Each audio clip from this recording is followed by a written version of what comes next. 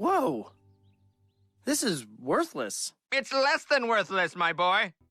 God's children who live upon this land, pray in faith and ye shall be saved. So, starting off, I already have kind of a little bit to say. This isn't what Leora used to look like. Well, it is, but it isn't at the same time. You see in the manga hood and in 03, we got a little bit of a different kind of art style for the buildings and surroundings of Leora. All the people looked the same, but it was more artistic in a way. It had its own style. Now, very quickly this was dropped for a more realistic style for the buildings and everything. But to me, it always kind of gave Leora in the first chapter this kind of magic to it. A what if idea, like what if all the background buildings all looked like this throughout the rest of the series? Kind of loses its magic if you make it look like just like everything else throughout the rest of the series, you know? Those who have lost their way, the sun god Leto shall shine his So what rays are you upon guys, thee like and street illuminate performers or something? thy- Behold, the Lord is Seriously, do we look like street performers to you? Yeah, that's why I asked.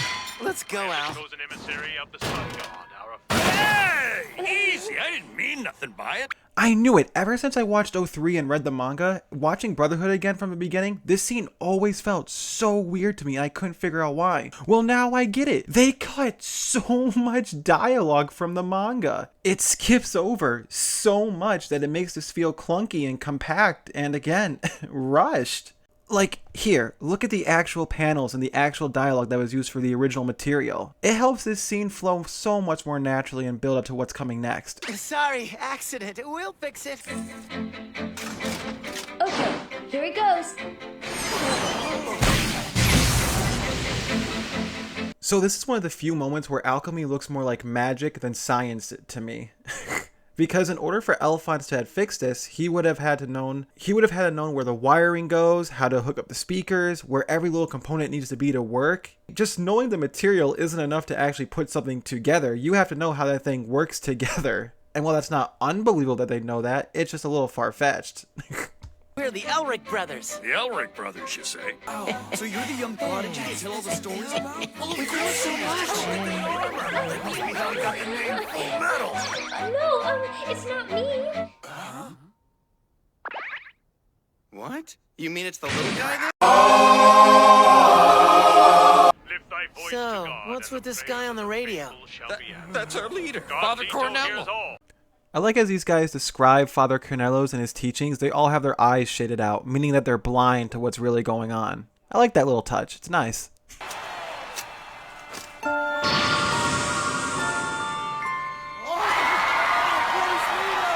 And he's changing organic matter into inorganic matter. He shouldn't be able to do that unless... Yeah, there's just one way. Oh, merciful God, please hear me. Hear my prayer, I beg of you.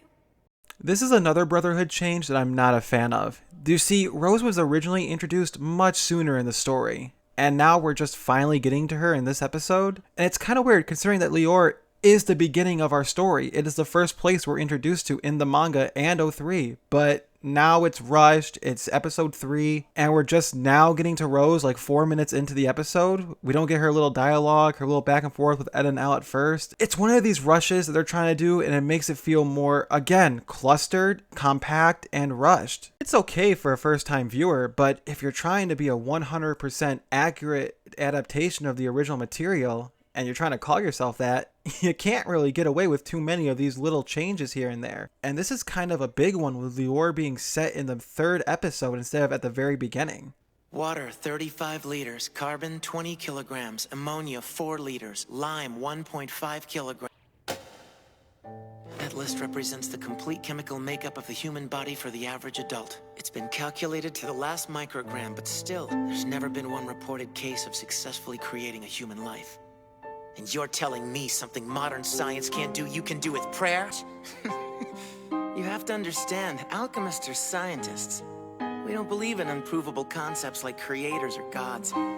We have in many ways been given the power to play gods ourselves. Despite everything the truth tried to show him when he was just a little boy, Ed still has the arrogance to say that alchemists are the closest things to gods, when in reality, they're just people. Despite what he's been shown, he still believes firmly that alchemists are the only true closest things to a real creator there is, subtly showing that not only has he not grown physically, he hasn't really grown emotionally or anything. He's still just that little boy, just a little older now, with the same mindset and goals as before. You know, there's an old myth about a hero who flew on wings made of wax. He thought he could touch the sun, but when he got too close, his wings melted and he came crashing back down to Earth. Right, Al? Brother. There is a lot to unpack with this. We see that Ed is comparing him and Al's own mistakes to that of Icarus, saying that they flew too close and came crashing down and now they have to pay for it. Though it seems Ed's still using his arrogance and overall dickish attitude to try and cover it up, while Alphonse just doesn't want to push any buttons. I like how we can see that they're handling the same situation differently. Edward Elric, the Fullmetal alchemist, has come to call on us. That's him? The man in the armor? Dressing the part, it would seem. Surely they couldn't have found out about our plans. We're evil. We're the bad guys. Have you picked up on that yet? We are so bad that we are very evil and we have plans. Plans of dastardly deeds. Plans of evilness. Plans of wickedness that we will rule across the lands because we are evil. We are the bad guys. Have you gotten it yet that we are bad? Right, Father Cornetto? Yes. That would explain everything. What? I'm talking about the Philosopher's Stone. Rose, dear. Yes, Father? That gun there beside you, pick it up. That's right. It was I who took your hand and led you into God's light. And do you recall what it was I promised you then? You said if I had faith, you'd bring him back to life! No, wait! It's not me, honest! Wow, Al. You have a literal body of armor, but yet you're so quick to sell out Ed when you get a gun pointed at you. You know that's not gonna do shit to you, but you're like, no, man, nah, man, it's not me. It's him. It's him, bro. It's him. What a fucking sellout.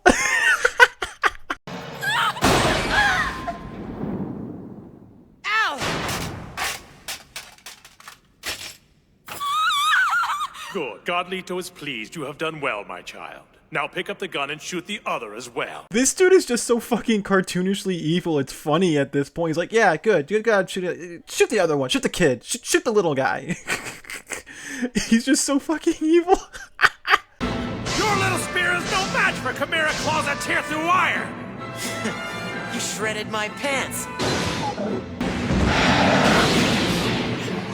It has to be like one of the strongest 14-year-olds ever, casually holding off a lion mixed with whatever the fuck the other animal is, and just so easily holding it off with just his raw strength. Dude must be working out daily. In their arrogance, they tried to bring someone dead back to life. He thought he could touch the sun, but when he got too close, his wings melted and he came crashing back down to Earth. Oh no. This is what happens when you try to play God, or whatever you want to call it. Take a good look, Rose. Is this what you want? I don't have too much to comment on this scene. It's just really nice that it's all come full circle from the beginning and end of this episode, with Ed warning of the tale of Icarus and showing that he himself is speaking from pure experience. Though, from his tone and attitude when he gave the speech, it seems that while he's learned his lesson, he hasn't been humbled yet and still puts himself above the average man because he is an alchemist. It'll be nice seeing how that changes later on. Don't be absurd. Why? So you could use it for yourself? Please. If you fools are really so eager to play God, then perhaps I should send you to beat him instead! Huh?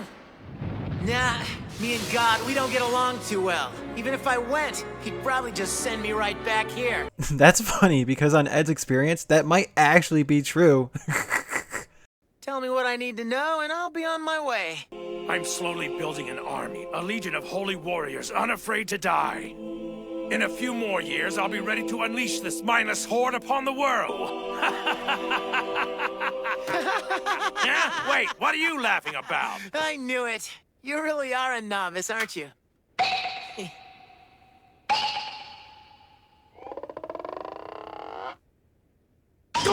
It worked! People always forget the microphone is still on. You don't mean that! There were never any miracles, Rose. He lied to you. He lied to everyone.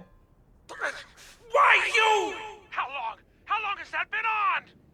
From the start, your believers heard every word. Bro just got duped by a 14-year-old with a growth issue.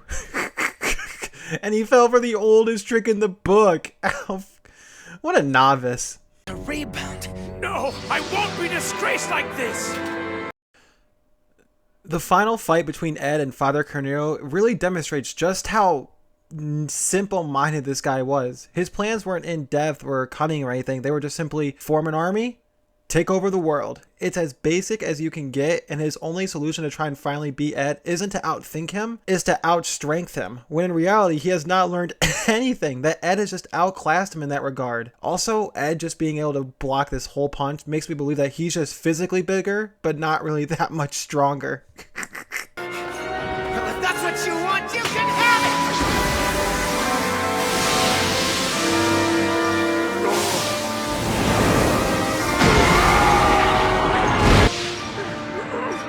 Fucking got him! Beg you!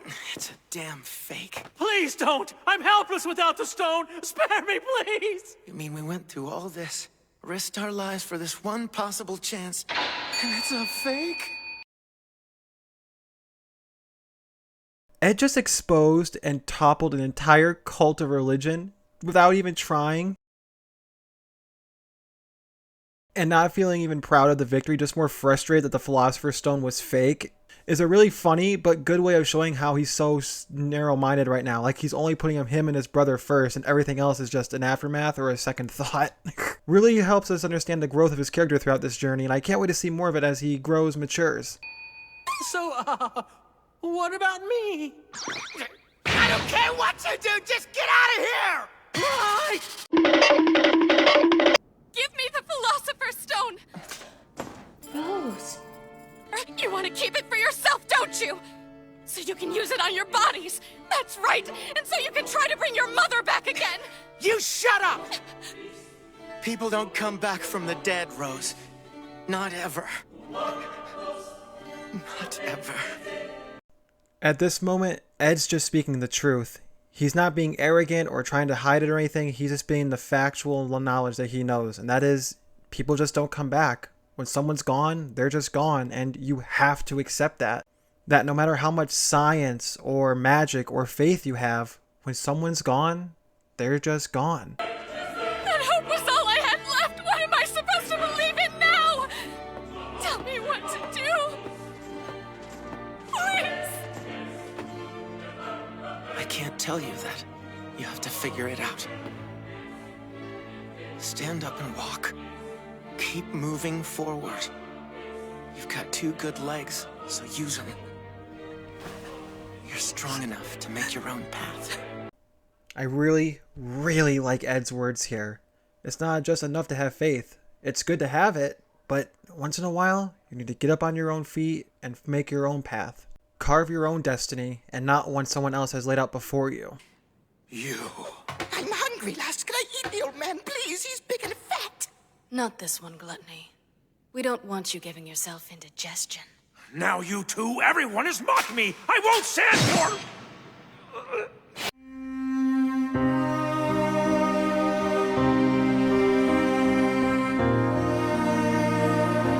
It's time we started thinking about our next move. Hey!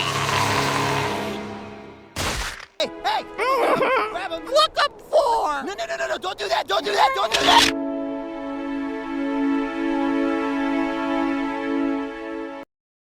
So, what are my final thoughts on this episode?